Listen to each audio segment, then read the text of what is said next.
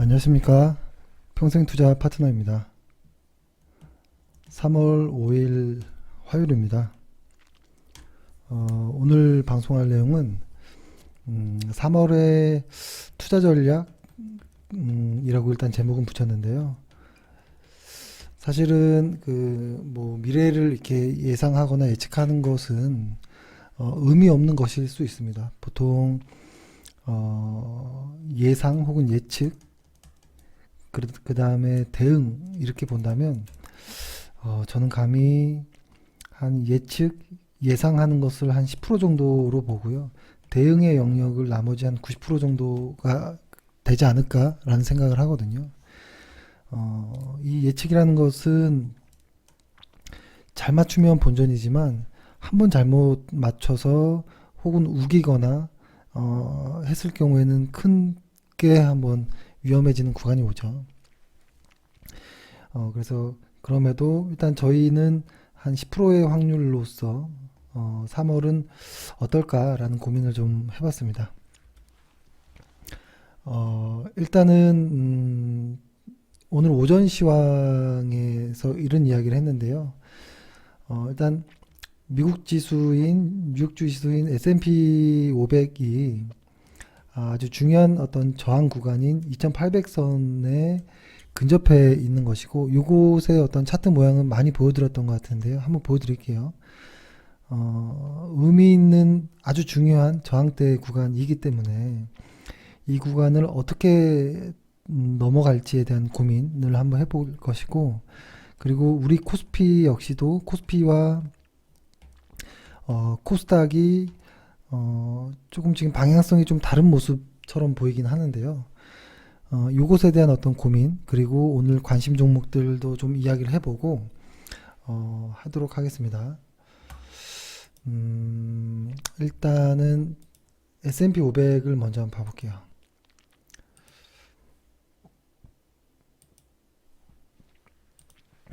S&P 500을 일간 차트로 한번 볼게요. 일간 차트로 이렇게 보면 잘 안 보이네요. 제가 짧게 한번 이렇게 놔두고 봐볼게요. 이렇게 보면 여기가 월간 차트이고 주간 차트이고 일간 차트인데요. 일단은 월간 차트 상에서 보면 확실히 시장이 반등을 주었던 것 같긴 해요. 반등을 주었던 것 같긴 한데, 월간 차트 상에서 지금 어떤 과매수 구간 이 초입에 들어왔거든요. 여기를 과매수로 돌파할 것인지 아니면 여기에서 꺾여져 내려갈 것인지가 가장 중요할 것이고요. 이 부분을 조금 중점적으로 볼 필요가 있고, 근데 다만 이것보다 조금 더 빠른 주간 차트는 벌써 매도 신호가 나온 것 같긴 합니다. 일단은 매도 신호가 나온 것 같긴 한데요. 이것이 그렇다고 완전히 무너지는 매도의 모습은 아니고요. 다만 일간 차트나 이런 모습에서 확실히 좀 힘이 많이 약해진 모습은 보입니다. 그것이 여기 지금 2800포인트 일간 차트 상으로 이렇게 보면 많이 부딪히는 이런 자리들을 제가 카페에서 많이 보여드렸었죠. 여기도 그렇고 지금 여기 이렇게 되어 있는데요. 요 구간은 돌파했던 이유는 트럼프 관련한 이제 감세가 가장 많았었죠. 감세로 인한 어떤 기업들의 이익 성장이 전에보다는 확실히 눈에 띌 정도로 좋았잖아요. 이때는 그럴만 했다라고 보여집니다.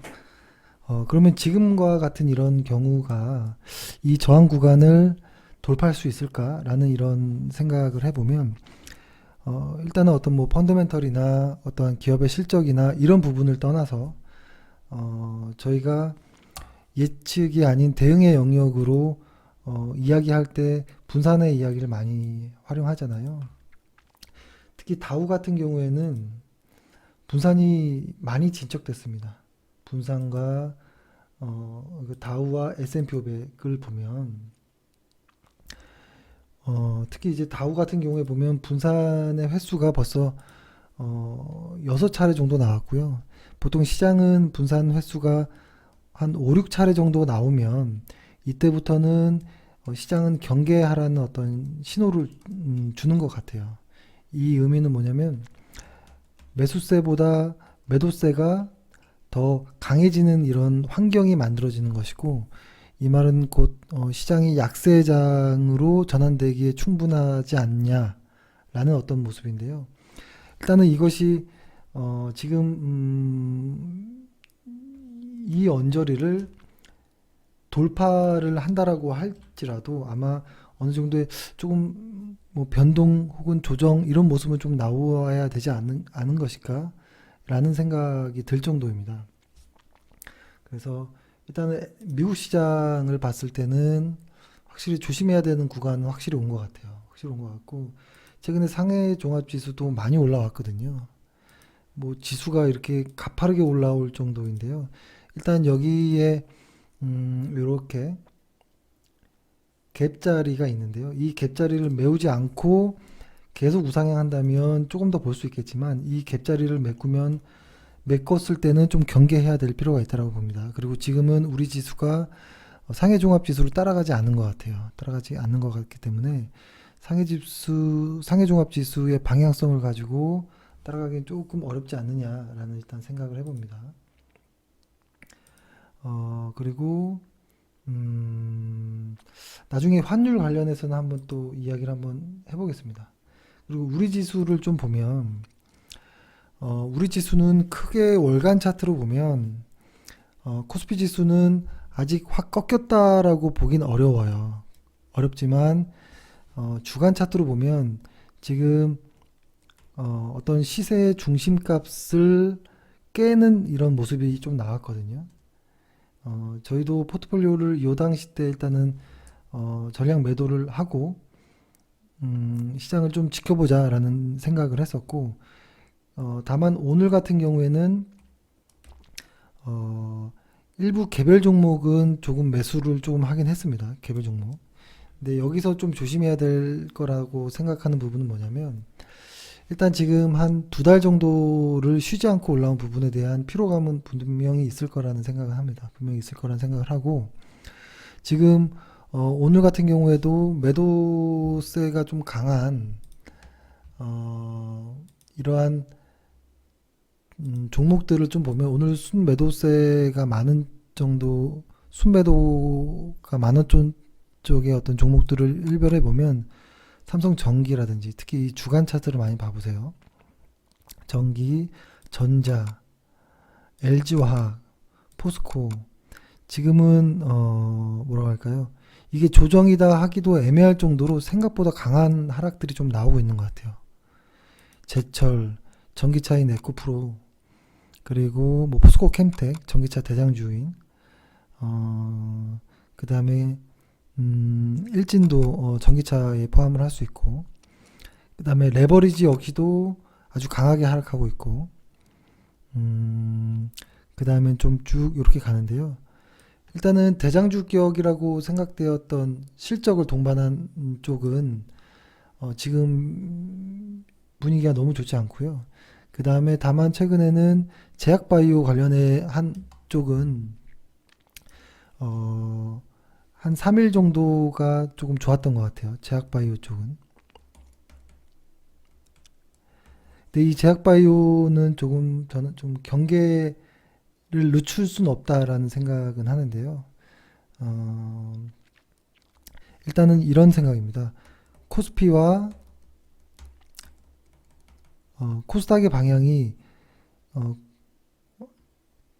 따로 반대로 갈 수 있느냐라고 크게 본다면 저는 그럴 수 없다고 봐요. 아무리 코스닥의 시가총액이 큰 종목들이 제약바이오가 있다 하더라도 걔네들이 시장 전체의 흐름을 깨고 계속 간다라는 것은 오히려 더 경계해야 될 필요가 있거든요. 왜냐하면 시장에서 조금만 반등을 주면 올랐던 것들, 특히 기대감에 올랐던 것들, 이 제약바이오의 시작은 저는 매지온이라고 보거든요.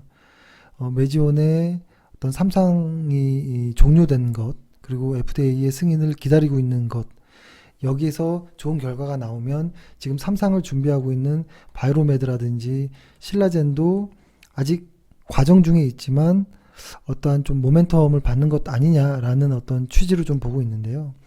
이것 모두가 아직은 실제로 매출과 연관된 어떤 내용들은 아닙니다. 다만 뭐 3월, 4월 이때 이쪽 제약바이오 쪽에 어떤 협회 학회들이 좀 있긴 하지만 역시 이런 것들은 매출에 기반하지 않은 기대감에 의한 상승이기 때문에 비중을 많이 실기가 매우 부담스럽고요. 만약에 비중을 실른다고 한다면 매우 조심스럽게 다뤄야 되지 않을까라는 생각을 합니다. 그래서 일단 저희의 3월의 어떤 의견은, 저희의 생각은 일단 이렇습니다. 코스피가 분산이 진행되었고 요 언저리죠. 주간 차트로 보면, 월간 차트로 보면 요 언저리고, 여기에서 시장이 꺾인 때, 꺾이고 만약에 반등을 준다든지 혹은 더 빠진다든지 어떤 무언가의 어떤 변곡점이 있을 거잖아요. 그 변곡점까지는 대형주는 조금 조심해야 되는 것 아니냐. 최근에 좀 티가 날 정도로 많이 팔고 있거든요. 그래서 특히 대형주는 조심해야 된다라는 생각을 하고요. 그리고 중소형주 쪽에서의 어떤 좀 개별 종목이라고 표현해 볼게요. 개별 종목으로는 조금 무관할 정도로 갈 수도 있겠다라는 생각은 해봅니다. 다만 실적과 수급이 확실한 쪽의 일부 개별 종목이 아니라면 아예 트레이딩을 안 하는 게 어떤가라는 생각을 합니다. 그래서 정리를 한번 해보면 시장이 지금 3월 초, 그러니까 2월 말부터였습니다. 본격적으로는 2월 말부터 코스피가 꺾이기 시작했고 코스닥은 시가총액 상위주인 제약바이오가 반등을 하면서 버티고 있는데요. 이것이 언제까지나 이렇게 디커플링으로 가기는 힘들다라고 보고요. 이것의 방향은 저는 아직 정해지진 않았다라고 봐요. 코스피가 이렇게 갔을 때 코스닥이 가다가 같이 빠질 수도 있고요. 다만 코스닥이 먼저 갈 수도 있어요. 그래서 코스닥이 빠지고 있지만 코스피가 최근 올라가고 있고 시간이 지났을 때 코스피가 이렇게 들어줄지 코스닥을 따라서 아직 그런 어떠한 변곡점은 도저히 확인이 되지 않거든요. 그렇기 때문에 지금은 시장의 어떤 방향이 정해지지 않았기 때문에 대형주의 편입은 조금 위험하다라는 생각을 하고 특히 코덱스 레버리지라든지 이런 쪽은 아직은 매수하기도 어렵다라고 보고요. 그리고 인버스를 지금 들어가는 사람들도 좀 많은 것으로 알고 있는데요. 뭐 해지 차원에서 비중이 많으면 들어가 볼 수 있지만 그냥 인버스로 수익을 내기 위해서 들어가는 것은 좀 위험합니다. 그래서 조금 주의할 필요가 있다고 생각하고요. 그래서 시장에 어떠한 변곡점이 나오기 전까지는 중소형주의 개별 종목들의 관심을 갖고 아니면 아주 트레이딩 관점에서 조금씩 매매해 보는 것은 저는 괜찮다라는 생각은 하고, 왜 그러냐면 시장 전체 방향이 아직 하락으로 전환된 것이 아니기 때문에 그래요.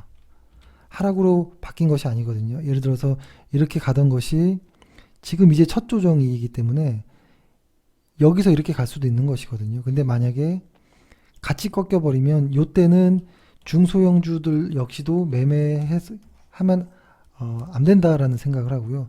다만 어떠한 변곡점이 정해지기 전까지는 중소형주를 단기적인 매매로 또 매매는 해볼 수는 있다. 다만 지수의 방향성을 보여주는 어떤 시장의 주도주 혹은 대장주는 접근하기엔 좀 부담스럽다라는 이야기입니다. 그래서 저는 일단 이렇게 생각을 하고 있어서 오늘은 단기로 좀 트레이딩 관점에서 대응할 수 있는 종목들을 매매를 했고요. 이거는 제가 방송에서 말씀드렸던 거니까 조금 같이 말씀드려보면 저희는 일단 데보마그네틱 같은 경우를 요 가격 구간을 좀 바닥으로 좀 설정을 하긴 했습니다. 요 바닥 구간을 설정을 했고요.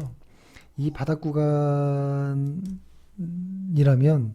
한 5월 정도 초 혹은 5월 초 정도까지는 한번 매매 대상이 되지 않을까라는 생각을 합니다. 왜냐하면 5월에는 물량들이 좀 출회되기 때문에 그렇죠. 그래서 지금이 3월 초니까 3월, 4월 그리고 5월 초까지는 대보마그네틱은 매수의 영역에서 좀 보자라는 일단은 생각입니다. 대보마그네틱 같은 경우에는 밸류에이션도 중요하지만 일단은 성장성에 주목해야 됩니다. 성장성. 올해도 100% 매출이 성장할 것이 거의 담보되어 있는 흔하지 않은 회사이거든요. 그래서 꼭 주목할 필요가 있다는 생각을 하고요.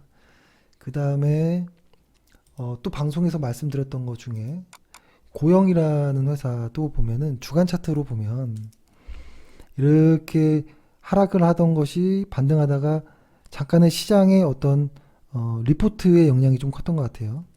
영향으로 한번 쭉 빠졌었거든요. 빠졌을 때 말씀드리기는 그 리포트의 생각과 저의 생각은 좀 다르다. 얘네들의 어떤 사업 내용이 변하고 있는데 이전 구형 어떤 사업 모델의 어떤 축소에 대한 매출 축소에 대한 것으로 이 종목을 평가하기 좀 어렵다라는 이야기로 했었고, 그래서 지금 자리를 반등을 하는데요. 저는 지금 매우 좋은 자리라고 보여집니다. 좋은 자리로 보여지고, 이것을 그럼에도 시장이 약하기 때문에 그렇게 길게 쭉쭉 뻗어나갈 거라는 생각은 하지 않고요. 여기에 그 변동성을 잘 돌파한다면 아마 이 볼린저 밴드 상단 정도까지는 목표가로 두고 접근해보면 어떤가라는 생각을 하고요. 그리고 이걸 제가 방송에서 이야기를 했는지 안 했는지는 제가 기억이 잘 안 나는데요. 일단 더존 비전 같은 경우에는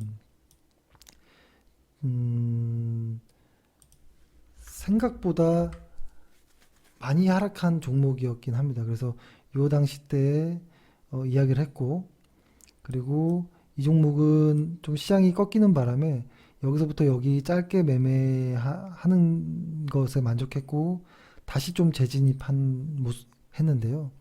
이 종목 역시도 요 상단 언저리쯤에는 매물대들이 좀 많이 모여 있습니다. 요 언저리 때. 그래서 일단 짧게 요 언저리, 그래서 목표 어떤 가격을 한 10에서 한 15% 정도까지를 단기 트레이딩 관점에서 보고 이 언저리 근처에서는 그냥 수익 실현을 하는 방향으로 해서 개별 종목들을 좀 매수를 좀 진행을 했습니다. 그리고 일단 그렇습니다. 그래서 오늘 개별 종목들이 좀 여러 개가 있는데요. 이런 문의가 좀 있었습니다. 오늘 요즘에 최근에 좀 많이 올라가는 신라젠이라든지 뭐 바이로메드, 엔지캠, 메지온, 저는 그 여러 가지 어떤 그 제약바이오의 가능성이 있는 종목들 많은 것 중에 저는 요 종목들을 메인으로 보고 있거든요. 메인으로 보고 있는데 여기서 새로 상장된 셀리드도 하나 추가해야 된다라고 봅니다.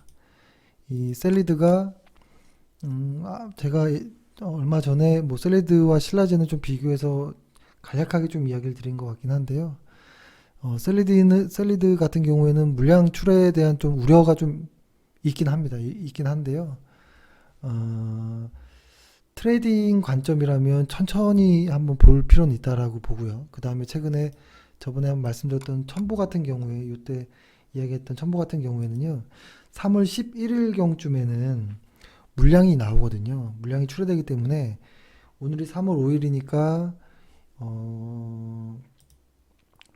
그죠. 이번 주 금요일 정도 안에 이익 실현을 일단 해보는 것이 어떤가라는 생각을 합니다. 첨보라는 회사. 그러니까 사실 첨보라는 회사가 매우 좋은 회사입니다. 그래서 첨보라는 회사는 일단 이익 실현에 대한 한 이번 주까지를 좀 보고 있고요. 그 다음에 대보 같은 경우도 짧게 한 3월에서 5월까지는 트레이딩 관점으로 좀 보는 것이 어떤가라는 생각을 하고요. 그리고 그때도 한번 문의가 있었던 거를 좀 말씀드리면, 현대차 같은 경우에는 저희는 전혀 좋게 보지 않거든요. 왜냐면 기본적으로 어떻게 설명할까요? 여러 가지 어떤 뭐 내용이 있겠지만, 어, 현대차 같은 경우에는, 잠시만요. 현대차 같은 경우에는, 어, 이 회사는, 다른 거를 넘어간다 하더라도 꼭, 현금 흐름을 어, 좀 봐야 되는데요. 특히 이제 이 영업 활동으로 인한 현금 흐름이 있죠. 이 맨 위에 거. 이 영업 활동으로 인한 현금 흐름보다 투자 활동으로 인한 현금 흐름이 월등히 큽니다. 그러니까 번 돈으로 투자하기에 부족해요. 그렇기 때문에 돈을 계속 빌려와야 되거든요. 그런데도 불구하고 이 회사는 땅에다가 뭘 짓겠다, 뭘 투자하겠다, 뭐 이렇게 이야기를 하는데요. 저는 이것이 그러니까 최근에 어떤 주주의 어떠한 권익을 조금 어, 보호하고 좀 대우할 수 있는 어떠한 정책들을 투명성을 좀 강조하면서 시장이 잠깐 반등은 했긴 했지만 본질적으로 보면 현대차의 어떤 시장 상황은 매우 변동성이 크고 이 회사가 어떻게 될지 알 수 없는 회사입니다. 일단 그런 걸 떠나서 미래를 떠나서 현재만 보더라도 이 회사가 돈을 못 벌고 있어요, 현재. 우리나라를 대표하는 회사이기도 하지만 일단 돈을 못 벌고 있습니다. 그렇기 때문에 돈을 벌지 못하는 회사들을 단순하게 어떤 단기 순이익만 보고 접근하는 것은 매우 위험하거든요. 그래서 현금 흐름표 상으로 보면 이 회사가 월간 차트 한번 봐볼게요. 이렇게 월간 차트로 보면 이렇게 내려오는데 반등은 줄 수 있다라고 보는데요. 이 반등은 실어서 추세적으로 가기에는 아직 그 어떤 것도 나와 있는 것이 없습니다. 현대차 같은 경우에. 그래서 저는 현대차를 앞으로 반등이 나온다 하더라도 일단 저는 매수는 하지 않을 것 같아요. 전혀 관심이 없고요. 만약에 지금 보유 중인 분들이라면 뭐 각자 판단이 있겠지만 저는 일단은 그렇게 좋아하는 어떤 회사의 유형은 아닙니다. 일단 돈을 벌어야죠. 단기 순이익은 속기 쉽습니다. 그렇기 때문에 현금 흐름, 영업 활동으로 인한 현금 흐름을 좀 보면 아마 손이 나가지 않을 거라는 생각을 합니다. 그리고 오늘은 좀 회원분들이랑 통화를 좀 많이 했습니다. 했을 때 이제 가장 많은 질문 혹은 어떤 고민들이 뭐냐면 가장 많은 부분이 그래요. 어떤 개인 투자자분들 같은 경우에는 가장 많은 고민들이 나는 샀다 팔았다 보다 왜냐면 할 시간도 없고 회사에 바쁘고 하기 때문에 샀다 팔았다 보다는 우량한 종목을 딱 사가지고 쭉 한 1, 2년 갖고 있다가 딱 매도하고 싶어 라는 이야기를 많이 하거든요. 근데 사실 요 이야기가 불가능한 이야기입니다. 불가능. 이거는 누구나 하고 싶은 겁니다. 매일매일의 이 종목에 대한 어떠한 고민과 어떤 심리적인 어떤 붕괴들 이런 것들을 다 극복하고 여기까지 간다라기보다는 이 과정을 생략하고 그냥 여기서 샀으면 내가 한 100%까지 수익을 내지 않는 이상 안 팔 거야 라고 딱 설정해 버리면 아주 위험한 상황이 온다라고 봐요. 왜냐면 시장은 수없이 변하기 때문에 어떤 종목을 매수하고 나서 보통 저희는 이렇게 얘기하거든요. 매수를 현재가에 매수를 하고 다만 목표가를 정하진 않는 것 같아요. 근데 다만 암묵적으로는 뭐 한 15%에서 한 20% 정도 수익을 나면 이익 실현의 어떤 마음가짐을 좀 하긴 하는데요. 일단 목표 가격을 딱 정해 놓으면 애매해지는 경우가 많아요. 더 갈 거를 판다든지 혹은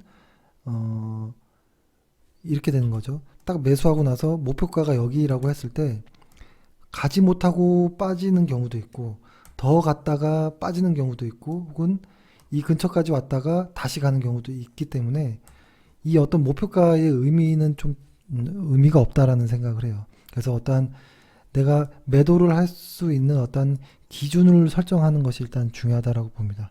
목표가보다도 목표가는 매일매일 달라지는 것일 수 있어요.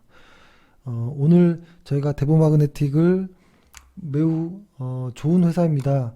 어디 하나 나무랄 데 없는 회사입니다. 라고 이야기 한들 내일 아주 큰 회사의 무언가가 나온다면 매도의 사유에 해당할 정도의 어떤 큰 이유가 나온다면 매도할 수 있는 거거든요.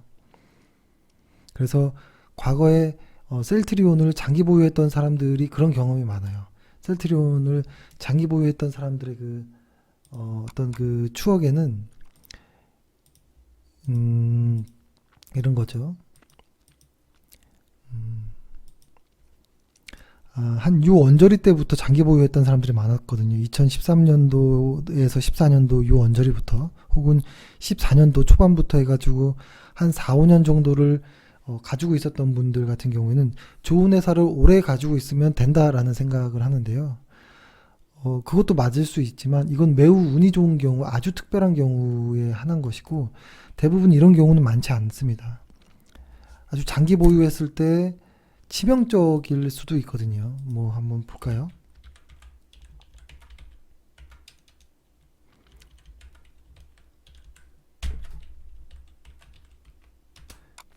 SK텔레콤 같은 경우에도 보면 같은 시기 때 셀트리온을 매수하면서 SK텔레콤을 같이 매수했다면 아직도 본전이 안 왔을 수도 있어요.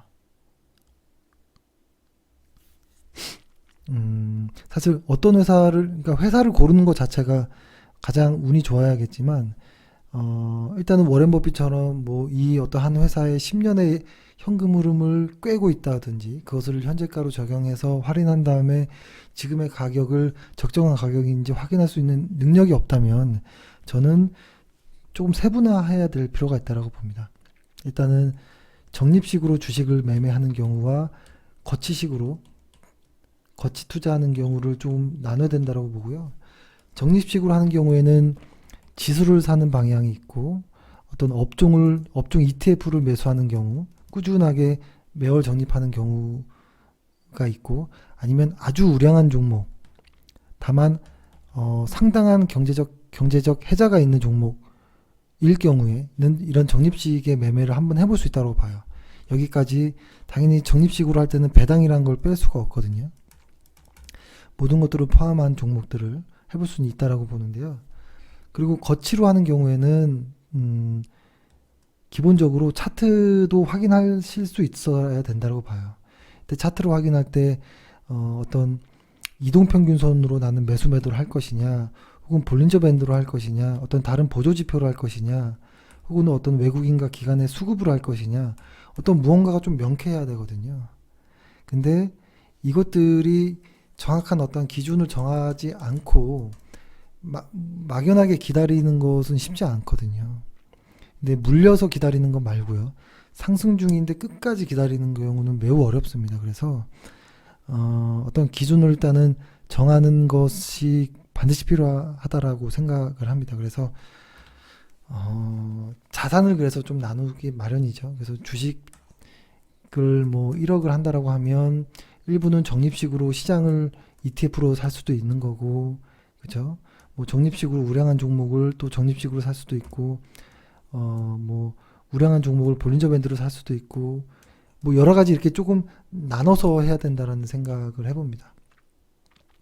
근데 저 역시도 이 부분이 가장 어려운 부분인 것이죠. 시장의 어떤 타이밍이라는 것을 맞춘다라는 것은 거의 불가능에 가까운 것이잖아요. 그래서 그럼에도 그것에 만약에 도전한다면 비중을 너무 많이 둘 수는 없다라고 봐요. 안전한 자산과 위험 자산의 비율을 어느 정도는 나눠야지만 안전 자산이 이렇게 간다면 변동성이 큰 위험 자산이 이렇게 갈 때 어느 정도의 통계가 좀 나올 거라고 보거든요. 평균의 계좌의 수익률이. 그래서 이런 부분에 대한 고민도 좀 필요할 것이라고 생각을 합니다. 그래서 오늘 문의가 좀 가장 많았던 것 중에 저의 어떤 생각은 나의 투자 성향을 먼저 파악하는 게 중요한 것 같아요. 내가 장기 투자자인지 단기 투자자인지 혹은 가치 투자자인지 뭐 박스권 매매자인지 돌파 매매를 하는 사람인지 무언가 하나가 나한테 와야 된다라고 보고요. 스스로 이게 내가 어떤 취향인지를 알려면 아주 진심으로 한 1, 2년 이상은 아주 많은 트레이딩을 손해보더라도 조금 해봐야지 나의 방법을 안다라고 생각이 듭니다. 만약에 1, 2년을 아주 치열하게 주식을 해본 이후에 내 길이 아니다라고 하면 주식을 안 하면 되는 것이고, 만약에 주식이 어떤 방식으로 하니까 가장 좋았네라고 하면 그 방식을 고수해서 통계적으로 확률이 높다면 계속 고수해서 나갈 필요가 있다라고 생각을 하죠. 예, 일단 이렇게 생각을 하고요. 오늘 좀 주저리 했습니다. 일단은 시장을 좀 정리해 보면 당분간의 지수의 방향성이 확실히 지수라고 하면 저는 일단 코스피를 대표 지수로 보고 있기 때문에요. 지수의 방향성이 만들어지는지를 봐야 되고요. 그리고 뉴욕 증시의 방향도 지금 현재 S&P 500 같은 경우에 어떤 2800이라는 중요한 저항선 근처에 있기 때문에 이 부분에서 돌파가 이루어지는지 눌릴지를 좀 봐야 된다고 보는데요. 현재까지 어떤 모멘텀은 이거를 과연 돌파할 모멘텀이 있을까 할 정도예요. 지표들이 최근엔 좀 안 좋게 나오고 있거든요. 소비 지출 같은 경우에도 그렇고. 그렇다면 현재 상황이 이런 상황이라면 아예 매매를 하지 않든지 한다면 중소형주 중에서 실적과 수급이 좋은 일부 개별 종목을 단기 매매 형식으로 하든지 요렇게가 어떨까라는 생각을 합니다. 그래서 이건 일단 저의 생각이고요. 한번 시장을 한번 좀 꼼꼼히 보시면서 한번 판단해 보시길 바라겠고요. 그리고 저희 회원분들에게도 말씀드리는데요. 제가 최대한 이제 앞으로는 회원분들과 최대한 좀 더 많은 이야기를 좀 나누려고 합니다. 그간에 좀 바쁘다는 핑계로 조금 이야기를 많이 못하고 저 대신 관리자분이 많이 이야기를 했었는데요. 앞으로는 시간 나는 대로 최대한 좀 노력하려고 하겠습니다. 네, 이번 주까지는 수급의 방향을 조금 유의하면서 조금 보셨으면 좋겠고, 아직은 수급이 좋지 않으니까요. 좋겠고, 비중을 너무 많이 실지 마시기 바라겠습니다. 예, 고생하셨습니다. 감사합니다.